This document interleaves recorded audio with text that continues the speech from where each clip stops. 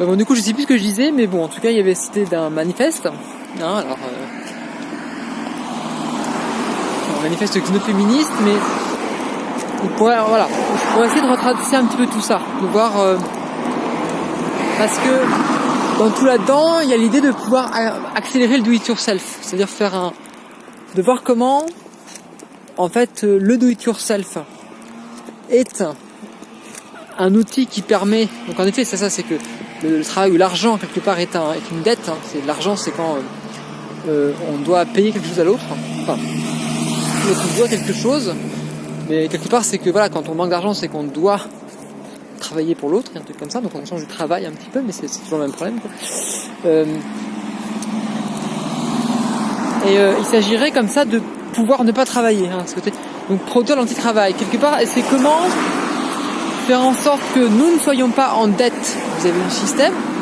Nous sommes constamment en dette vis-à-vis du système, nous avons toujours quelque chose à payer. Voilà, il faut qu'on le paye du temps de notre vie. On nous force à consommer et après on nous force à payer ce qu'on consomme. Donc comment ne plus être forcé à payer, ne plus être forcé à régler cette dette-là, une dette du travail. Et l'intérêt du do-it-yourself, par exemple, c'est que c'est une manière de pouvoir, voilà, si on fait que soi-même, par exemple, du coup, aussi on le refuse et qu'on le consomme pas, on n'a plus à le produire. On n'a plus à le faire. Il y a plus besoin qu'on soit en dette avec quelqu'un qui va le produire pour nous.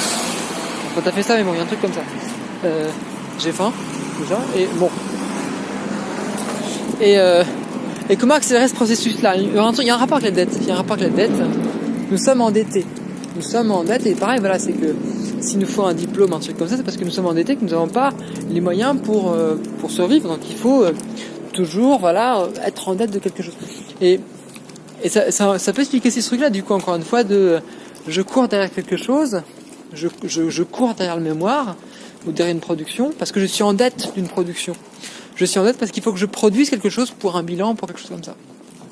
Alors que dans les vacances, quelque part, je suis pas en dette, mais je suis... c'est moi qui pousse quelque chose.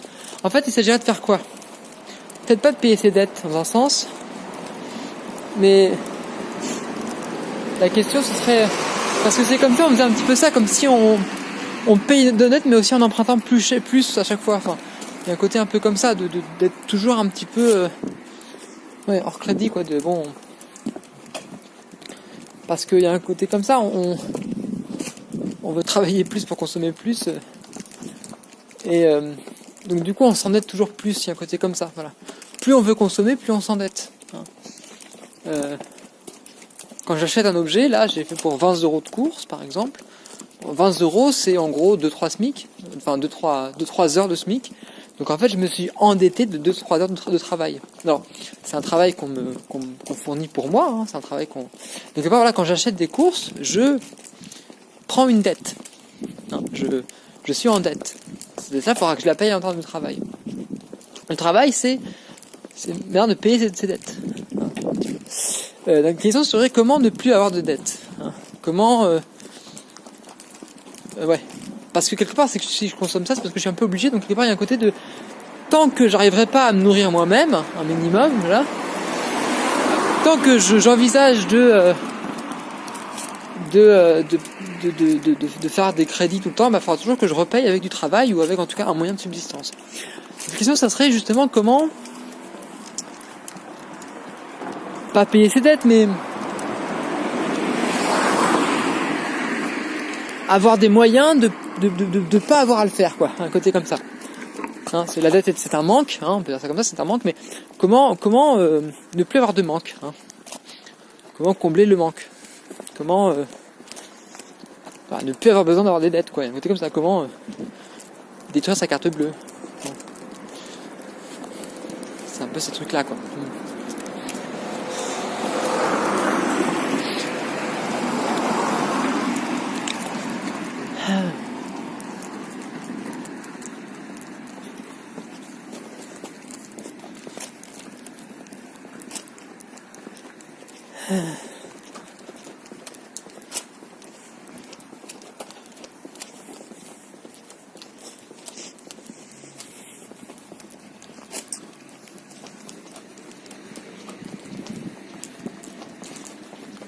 Bon, donc il y a ça un peu d'un côté. Peut-être que ça peut se faire en plusieurs points, hein. Je peux mettre des points là-dedans, je peux faire un petit sommaire, ça fera du bien. Et puis je veux dire, c'est un truc, un truc que je ferais mais en dehors du mémoire aussi. Je peux pas faire ça pour le mémoire, je fais ça pour autre chose. Et puis bon, enfin je sais pas. Et la question c'est aussi voilà, de comment creuser aussi la psychanalyse, hein. La psychanalyse c'est quand on cherche des trous aussi, hein. C'est un petit peu... C'est important ça aussi.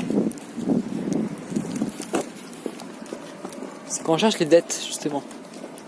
La psychanalyse c'est quand on est toujours en train de payer une dette. La névrose c'est une dette qu'on paye. C'est un manque qu'on paye. Jusqu'à ce qu'on puisse le vivre, quoi. Vivre le manque et...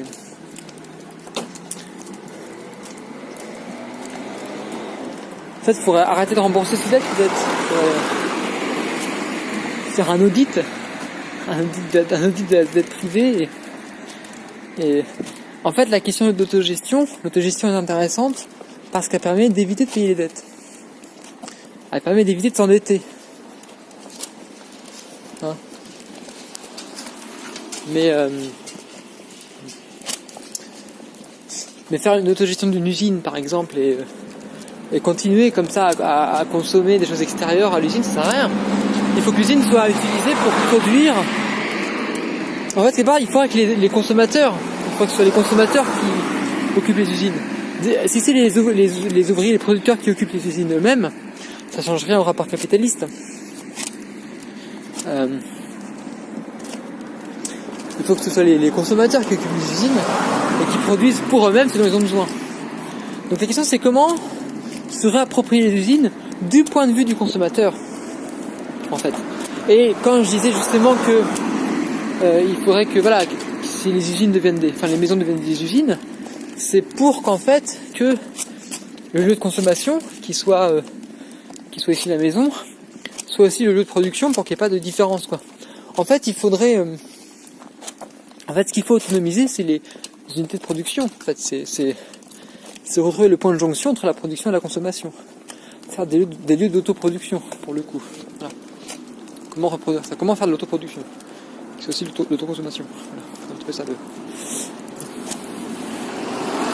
Comment généraliser l'autoproduction, quoi. C'est un petit peu tout ça, quoi.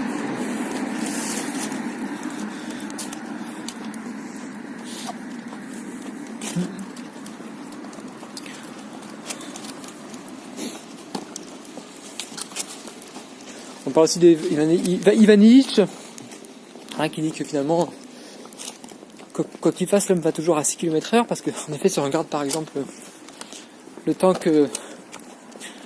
qui, en voiture on peut aller vite, mais le temps c'est compensé par le temps qu'on met à la payer. Donc, si on fait la calcul entre la distance à laquelle elle va et le temps qu'on met à la payer, ça fait tout de suite c'est moins intéressant.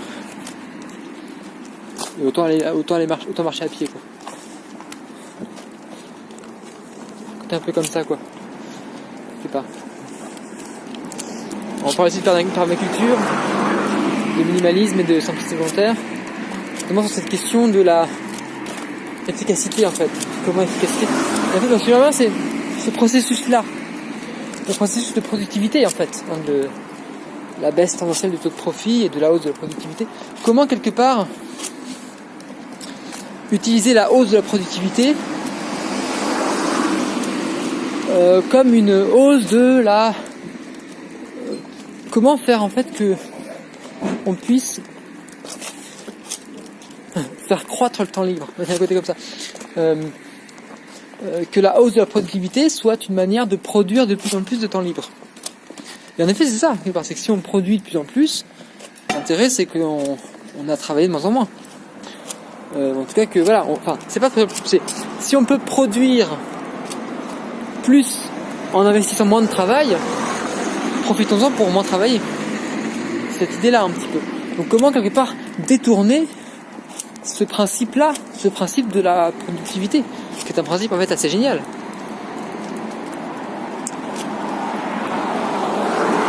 Bon, donc voilà, j'arrête ici, je vais rentrer.